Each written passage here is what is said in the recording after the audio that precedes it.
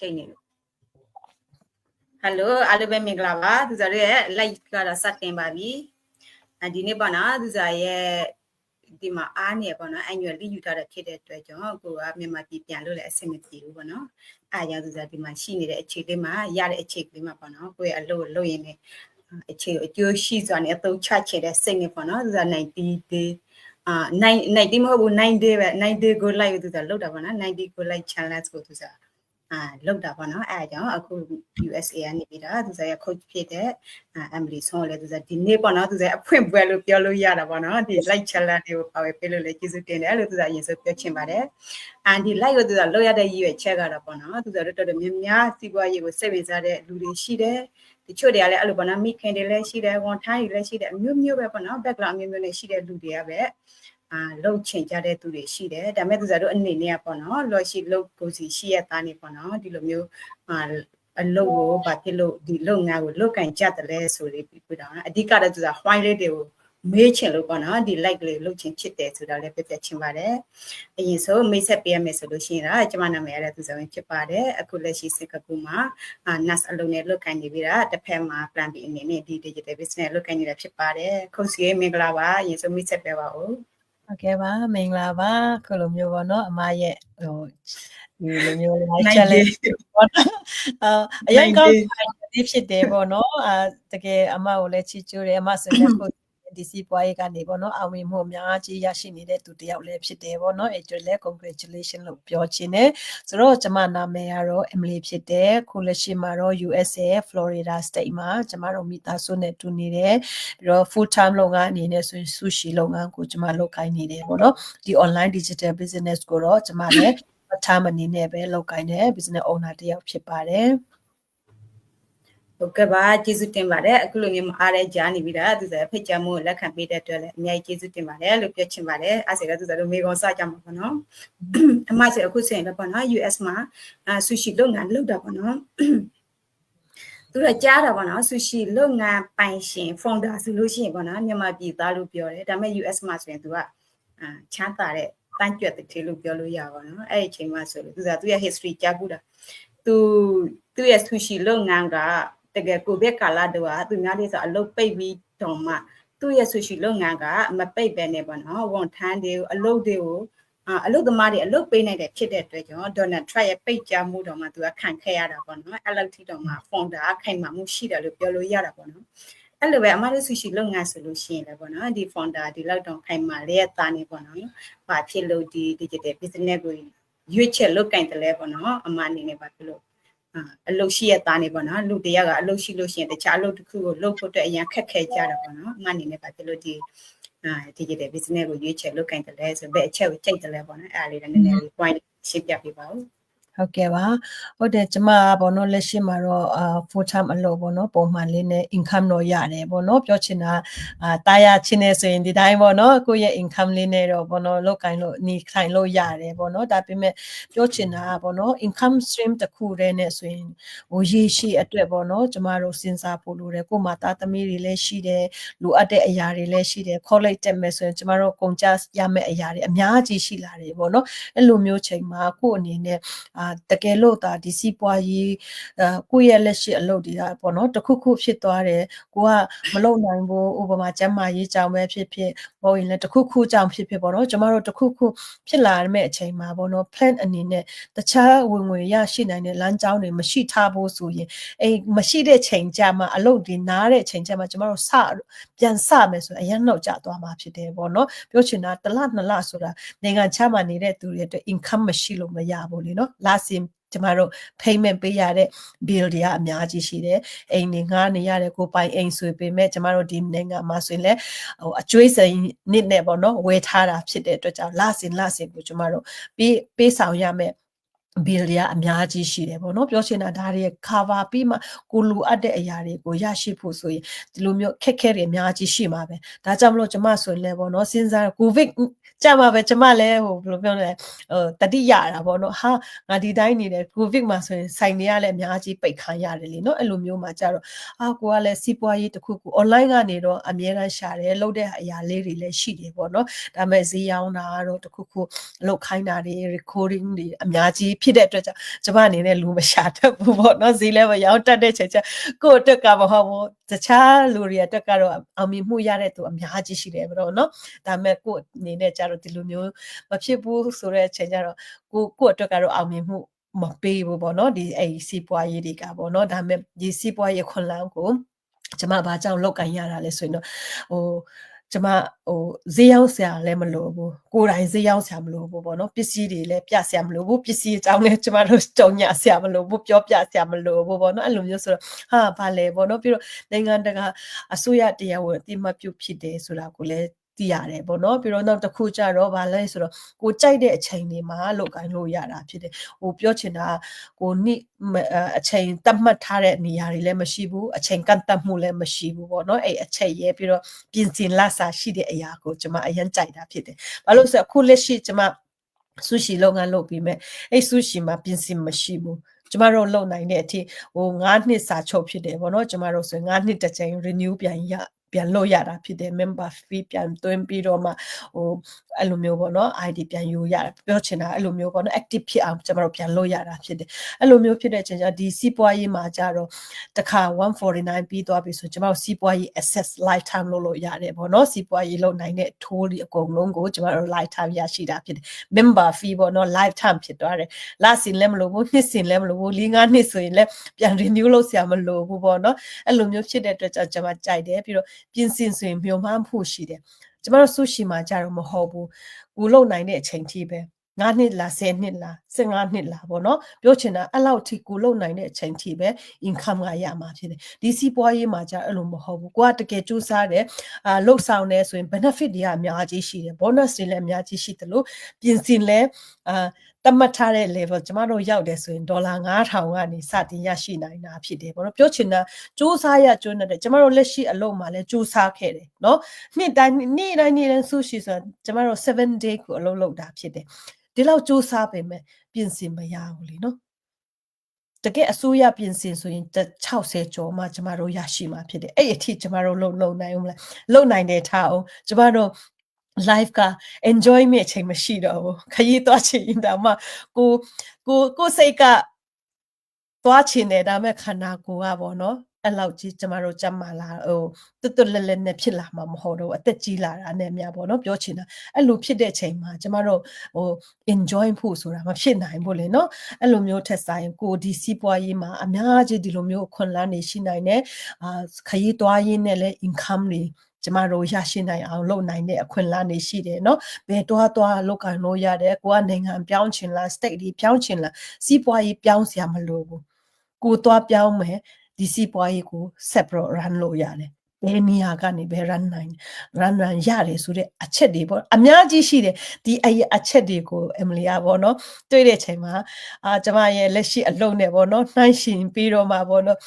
လုပ်တယ်ဆိုfull time နဲ့လည်းလုပ်ရတယ်လို့ part time နဲ့လို့အောင်မြင်နိုင်မလားဆိုတာကိုလည်းပြန်ကြည့်တယ်ပေါ့နော်ဒါပေမဲ့ part time လုပ်တာနဲ့ full time လုပ်တာကတော့နည်းနည်းတော့ကွာခြားမှုတော့ရှိတာပေါ့နော်ဒါပေမဲ့အများကြီးအဲ့လိုရှိတော့မဟုတ်ဘူးဘာလို့လဲဆို system ကအများဆုံးလုပ်ပေးတာဖြစ်တဲ့အတွက်ကြောင့် 10% ပဲကျမတို့လူတိုင်းလုပ်ရတာဖြစ်တယ်ပေါ့နော်အဲ့ဆိုအခုအနေနဲ့ဒီ 10% ကိုကိုအချိန်နဲ့ကိုပေါ့နော်တိတိကျကျနဲ့တရက်ကို1နာရီ2နာရီလေးပေါ့နော်ကိုက consistency နဲ့ပေးပြီးတော့လေ့လာတယ်ဆိုရင် full time လုပ်တဲ့သူတွေနဲ့မကွဲချဘူးကျမတို့ရောက်နိုင်တာဖြစ်တယ်ပြောချင်တာပေါ့နော်ဘာလို့လဲဆိုတော့ကိုယ့်ရဲ့လိလာမှုကိုယ့်ရဲ့အားထုတ်မှုကိုယ့်ရဲ့လူချင်းတဲ့စိတ်ဆန္ဒရှိမှုပေါ်မှာကတော့ဒီအရာတွေကဖြစ်နိုင်နေဆိုတဲ့အရာကိုပေါ့နော်ကျမတို့ကကိုယ်တိုင်လည်းတွေ့ရတယ် system ကနေလည်းဟိုတကယ့်ကိုရှိမှဒီ system ကိုသုံးပြီးတော့ပေါ့နော်တကယ်ရရှိတဲ့သူတွေကိုကျမတို့ကြည့်ချင်းအားဖြစ်ပေါ့နော်ကျမတို့လည်းရရှိနိုင်တဲ့ခန်းစားနိုင်တယ်ဆိုတာကိုလည်းတွေ့ရတဲ့အချိန်မှာပို့ပြီးတော့ပေါ့နော်ဒီစီးပွားရေးကိုဝင်ရောက်တာကျမဆိုရင်ပို့ပြီးတော့နှစ်အားရတယ်ပေါ့နော်ပြီးတော့ဒီစီအချက်တွေအများကြီးကြောင့်မလို့ကျမဒီစီးပွားရေးကိုခုထိပေါ့နော် part time နဲ့လောက်ကင်ယုံနဲ့ပေါ့နော်ဒီ full time ကိုလည်းကျမလောက်ကင်နိုင်သေးတယ်နှစ်ခုစလုံးကနေ income stream ပေါ့နော်ကျမရရှိနိုင်တယ်ဆိုတာကိုလည်းပြောချင်တယ်အားလုံးကျေးဇူးတင်တယ်ဟုတ်ကဲ့ပါအခုလိုမျိုးမျှပေးတဲ့အတွက်အများကြီးကျေးဇူးတင်ပါတယ်ဟုတ်ပါတယ်အခုဆိုလည်းသူလက်ရှိအလုပ်တစ်ဖက်နဲ့လုပ်ရင်တော့မှာပေါ့နော်အခုဆိုရင် coach ဆိုတဲ့အရာထူးပိုင်ဆိုင်တဲ့ပြင်ဝင်ငွေတွေဆိုလို့ရှိရင်လည်းပေါ့နော်ဝင်ငွေကလမ်းကျွန်းတွေရဒီပြီးပဲနှစ်ကြောင်းသုံးကြောင်းထိတော့ပိုင်ဆိုင်နေတာဖြစ်တာပေါ့နော်အရာကိုလည်း ပြမယ်ဆိုတာသူတို့ငငယ်တွေကဆိုလို့ရှိရင်ပေါ့နော်ဒီဒီတက်မှာပဲကြားဖို့တာပေါ့နော်ဒေါ်လာအမေရိကဒေါ်လာအခုဒေါ်လာဈားဖြစ်နေပါတော့လက်ရှိအလုပ်ရောဒီ online business ရောမြန်မာနိုင်ငံတတိယအနေနဲ့ဒေါ်လာဈားပိုက်ဆိုင်နေတာပေါ့နော်အဲ့ဒါအရင်ကအားရစရာကောင်းတာပေါ့နော်အဲ့ဒါလေသူစားဆိုလို့ရှိရင်တော့ပေါ့နော်ဒီလုပ်ငန်းကိုဘာဖြစ်လို့လုပ်လဲဆိုလို့ရှိရင်တော့အဓိကကတော့ခုနတော့သူများကိုပဲကာလနဲ့ပိုင်မှာဆိုရင်သူတို့တော်တော်များများဒီစိတ်ကူးနိုင်ငံမှာဆိုအလုပ်တွေပိတ်ခံရတဲ့သူတွေရှိတယ်တချို့တွေဆိုရင်သူတို့က contract တွေဆိုရင်တာမန်နေလုတ်ခံရတာပေါ့နော်အဲ့ဆိုအိမ်ပြန်ပြီးတော့အလုပ်လက်မဲ့ဖြစ်တဲ့သူတွေလည်းအများကြီးရှိတယ်ဒါပေမဲ့သူတို့ကျမ်းမာရေးကထမ်းနေရတယ်အဲ့လိုမရှိဘူးတကူကဒါပေမဲ့လည်းကိုကပြောလို့မရဘူးနော်အချိန်တန်ဆိုလို့ရှိရင်အိမ်ပြန်ရလို့ရှိရင်ဆိုတဲ့စိတ်နဲ့ဒီလိုမျိုးလစားတာကိုမြန်မာပြည်ပြန်လို့ရှိရင်ဘယ်တော့မှလည်းပြန်ရမှာမဟုတ်ဘူးသိချတာတခုကတော့အဲ့ဆိုရင်တော့အလုပ်ကင်လဲအဲ့လိုပေါ့နော်အစနေပြန်ရတာလုပ်ရမယ်ဘာလုပ်ရမှမသိအဲ့လိုလဲဖြစ်နေမှဖြစ်တဲ့အတွက်သူကအနေနဲ့ဆိုရင်ဒီကိုယ့်ရဲ့ future plan တခုအနေနဲ့ပေါ့နော်ဒီလုပ်ငန်းသူကရွေးချယ်ထားခြင်းဖြစ်တာလို့ပြောချင်တယ်အဲ့ဆိုပေါ့နော်နောက်မိကွန်တခုအနေနဲ့ပေါ့နော်သူတို့ကတော့ future plan ဆိုပြီးတော့ပြောကြတာပဲပေါ့နော်ဒါပေမဲ့ဒီလုပ်ငန်းကိုလုပ်ကင်တာသူတို့ကဒီလုပ်ငန်းကပေါ့နော်ကိုယ့်ရဲ့ future plan အတွက်ဘယ်လောက်ထိရေရှည်အတွက်ပေါ့နော်ဘယ်လောက်ထိခိုင်မာမှုရှိလဲဆိုတဲ့မိကွန်လေးကိုလည်းနည်းနည်းလေး share ပေးပါဦးခုဟုတ်တယ်ဒီစီပွားရဘလောက်ထိခိုင်မာမှုရှိလဲဆိုတာကတော့ဗောနော်တကယ်ဟိုlifetime ဖြစ်တယ်ဘာလို့လဲဆိုတော့ကျမတို့ပြောထားသလိုပဲပြင်ဆင်ထိပေးနိုင်တယ်ဆိုတဲ့အရာပေါ်မှာကြည့်ပြီးတော့ကျမတို့အိတ်ကနေလည်းပြောလို့ရတယ်ပေါ့နော်ဘာလို့လဲဆိုတော့ဟို lifetime အတွက်မကောင်းဘူးဆိုပြင်ဆင်ကိုဘယ်သူကပေးမှာလဲပေါ့နော်ဘယ် company ကပြင်ဆင်ပေးလို့လဲနော်အစိုးရကပဲကျမတို့ပြင်ဆင်ပေးတာဖြစ်တယ်ဘာကြောင့်လဲတကယ်ခိုင်မာမှုရှိလို့ဖြစ်တယ် company တွေကဟိုနှစ်30နှစ်50ဆိုရင်လည်းဟိုပြောချင်တာရက်ချင်ရက်နိုင်တယ်ဗောနော်ပြုတ်ချင်ပြောက်နိုင်တယ်ဒါပေမဲ့ဒီပြင်ဆင်ပေးတဲ့ company တွေဆိုရင်တော့ဘယ်လိုမျိုးနဲ့ပြတ်မှာလဲဗောနော်သူတို့ဒီပြင်ဆင်ရတဲ့သူတွေအကုန်လုံးကိုစဉ်းစားကြည့်မယ်ဆိုရင်ဗောနော်အဲ့ကနေလည်းကျမတို့ဆိုရင်ခိုင်မာမှုတွေတွေ့နိုင်တယ်နောက်တစ်ခုကြတော့ဗောနော်ဒေါ်လာ149ချက်ပေးတဲ့အချိန်မှာအသေးစိတ်တိခွင့်ရှိရပေါ့နော်ဘယ် company လဲဘယ်လိုမျိုးနဲ့ဟိုတကယ်ဝင်ငွေတွေကဘယ်လိုစီးဆင်းလာတာလဲတကယ်ရောဟုတ်သလားဘယ်လောက်ထိသွားနိုင်တာလဲဘယ်လောက်ထိလဆင်ကိုရရှိနိုင်တာလဲဟိုပြင်ဆင်ဆိုတာဒေါ်လာ9000ကအစပဲရှိသေးတယ်နော်1000 2000 3000 4000 9000ထိတောင်ရတဲ့သူတွေအများကြီးရှိတယ်ဟိုပြောချင်တာကလေနော်အဲ့ဓာတွေကိုကျမတို့ဒေါ်လာ149ပေးတဲ့အချိန်မှာအသေးစိတ်လီလာလို့ရတယ်ဆိုတာကိုအဲ့ဒါကိုပြောချင်းဖြစ်တယ်အဲ့မှာဘယ်လောက်ထိခိုင်မာမှုရှိတယ်လဲကိုရေရှိအတွက်ပေါ့နော်အခွင့်အလမ်းဆိုတာဘယ်လိုမျိုးကျမတို့ရရှိနိုင်တာလဲဆိုတဲ့အရာတွေကိုကျမတို့မြင်တွေ့ရမှာဖြစ်တယ်အချိန်ကျမှကိုယ့်ရဲ့ဆုံးဖြတ်ချက်ကအဓိကဖြစ်တယ်ပေါ့နော်ကိုကဆက်သွားခြင်းတလားဒီတိုင်းပဲပေါ့နော်တခြားစီးပွားရေးတွေသွားလုပ်မယ်ဆိုရင်ကိုယ်တိုင်လုပ်ရတာချင်းပဲဘယ်အလုပ်မဆိုကိုယ်တိုင်လုပ်ရမှာဖြစ်တယ်ကိုလုပ်မှလာစားဆိုတာရရှိတာဖြစ်တယ်ဒီစီးပွားရေးကိုပိုင်စီးပွားရေးလဲကိုလုပ်တတ်မှကိုတင်ယူနိုင်မှဟိုခင်းနဲ့အငြီပေါ့နော်ဟိုတင်ယူတတ်မှပဲကျမတို့ကဒီ income ကိုခင်းနဲ့တန်အောင်ကိုကျမတို့ရရှိနိုင်မှာဖြစ်တယ်အခု digital ခေတ်မှာလူတိုင်းက digital ပေါ်မှာ online ပေါ်မှာဈေးတွေလာရောင်းကြပြီကိုအနေနဲ့မရောင်း online မှာဈေးမရောင်းဘဲနဲ့ဒီ traditional way ကနေပဲတွားနေတယ်ဆိုသူများထက်နှီးမှာပဲသူများထက် income လည်းနည်းမှာပဲပြောချင်တာပေါ့နော်အဲ့လောက်ထိဖြစ်သွားတဲ့အချိန်မှာကိုအနေနဲ့ရည်ရှိမှာခိုင်မာချင်တယ်ပို့ပြီးတော့အောင်မြင်ချင်တယ်ရည်ရှိအထိပေါ့နော်တွားချင်တယ်ဆိုရင်ခင်းနဲ့အလိုက်ကျမတို့စီးပွားရေးလဲကျမတို့ရောက်နိုင်အောင်ကျမတို့လှုပ်ဆောင်ဖို့လိုအပ်တာဖြစ်တယ်ပေါ့နော်ဒါကြောင့်ဒီစီးပွားရေးကခိုင်မာမှုပိုင်းမှာဆိုရင်ဒီစီးပွားရေးကတော့လိလာတဲ့အချိန်မှာ free ဖြစ်တယ်ဒါပေမဲ့တကယ်စီးပွားရေးလုပ်မယ်ဆိုရင်တော့ကျမတို့ဒီတိုင်းနဲ့ပေါ့နော်လုပ်မရဘူး IDD လိုအပ်တာဖြစ်တယ်ပေါ့နော်ဘာလို့လဲဆိုတော့ဒါအစိုးရတရားဝင်ဖြစ်တယ်ကိုယ့်ရဲ့ income တွေဝင်လာပြီဆိုရင်ကိုယ်နိုင်ငံမှာကိုနိုင်ငံအလိုက်ပေါ့နော်ကျမတို့ tax တွေပေးဆောင်ရတာဖြစ်တယ် tax အစိုးရမှာပေးဆောင်ရတဲ့အခွန်ပေးဆောင်ရတဲ့အရာတိုင်းကတရားဝင်ဖြစ်တယ်ဆိုတာကိုပြောချင်တယ်ပေါ့နော်ဒါကြောင့်ရည်ရှိအတွက်လည်းကောင်းတယ်အလေအညာစီးပွားရေးတွေလည်းမဟုတ်ဘူးဒါကြောင့်ကျမတို့ tax ကိုနှစ်တိုင်းအခွန်ဆောင်ရတာဖြစ်တယ်ပေါ့နော်ကို income ဝင်လာတာနဲ့တချို့နိုင်ငံတွေဆိုရင် ချက်ချင်းပေါ့နော်အခွန်ပေးဆောင်ရတယ်ကျမတို့ဒီ US မှာကြတော့တစ်နှစ်တစ်ကြိမ်ပေါ့နော်တစ်နှစ်လုံးရတဲ့ဝင်ငွေပေါ်မှာမူတည်ပြီးတော့မှကျမတို့ tax ပေးဆောင်ရတာဖြစ်တယ်မတူတာတစ်ခုပေါ့နော်နိုင်ငံအလိုက်မတူတဲ့အရာတစ်ခုဖြစ်တယ်ဒါကြောင့်ဒါဒီစီးပွားရေးခိုင်မာမှုဖြစ်တယ် company ပိုင်းကြည့်မယ်ဆိုရင်ကျမတို့ရဲ့ company ကတော့လက်တွဲတဲ့ company ကနှစ်50နှစ်တောင်ရှိနေပြီကျွန်မတက်တောင်မှတက်ကြီးနေပြီပေါ့နော်ပြောချင်တာဒီလောက်ထိကိုခိုင်မာပြီးတော့ဘယ်လောက်ထိဒီ company ကနေ millionaire တွေဘယ်လောက်ထိများမလဲနော်စဉ်းစားကြည့်မယ်ဆိုရင်ကျမတို့ sushi ကျမအလုပ် sushi လုပ်တဲ့ company ပေါ့နော် Zensi company ဆိုရင်နှစ်ပေါင်း38နှစ်8နှစ်လောက်ရှိတယ်ပြောချင်တာပေါ့နော်အတိအကျတော့မသိဘူးအဲ့ဒါရှိတဲ့ကနေခုဒီ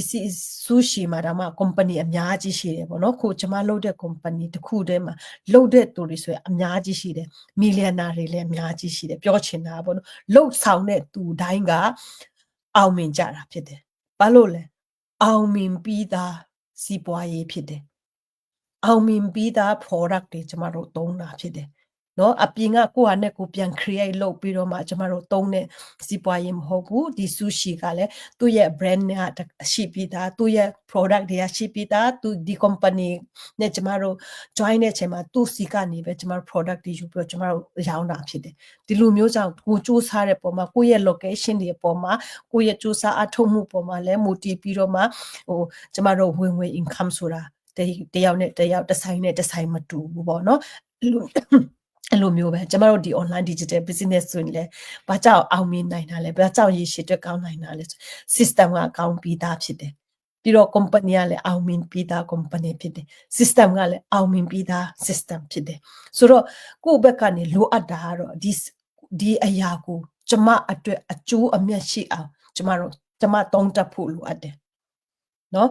သုံးတတ်တယ်ဆိုရင်ဘာလို့မအောင်မြင်ရမလဲအောင်မြင်တဲ့အရာတွေအကုန်လုံးဖြစ်ပြီးသားဖြစ်တဲ့အတွက်ကြောင့်ခိုင်မာမှုပိုင်းမှာ company မှာလည်းခိုင်မာတယ် commission ပေးတဲ့အပိုင်းမှာကြည့်မယ်ဆိုရင်လည်း commission ဆိုရင် high pay commission ဖြစ်တယ်ပေါ့နော်ဆိုတော့ high pay commission ရချင်တယ်ဆိုရင် investment မှာလည်းlow invest တော့မဟုတ်ဘူးပေါ့နော်ပြောချင်တာကတော့နည်းနည်းတော့ high commission ဖြစ်တဲ့အတွက်ကြောင့် high pay ပေါ့နော် high နဲ့တော့ကျမတို့ investment ကတော့လုပ်ရမှာဖြစ်တယ်ပေါ့နော်ပြောချင်တာဒီဟာလေးတွေကိုကြည့်မယ်ဆိုရင်quality ပေါ်မှာလည်းအများကြီးမူတည်တယ်ပေါ့နော်တကယ် income ကောင်းနေရရှိဖို့quality အရာတွေရရှိဖို့ဆိုရင်ကျမတို့ဈေးပေါ်နဲ့ရတဲ့အရာတွေက quality ရှိမှာမဟုတ်ဘူးပေါ့နော်ဈေးကြီးရင်ကြီးတယ်လို့သူ့ရဲ့အသုံးquality ကလည်းကျမတို့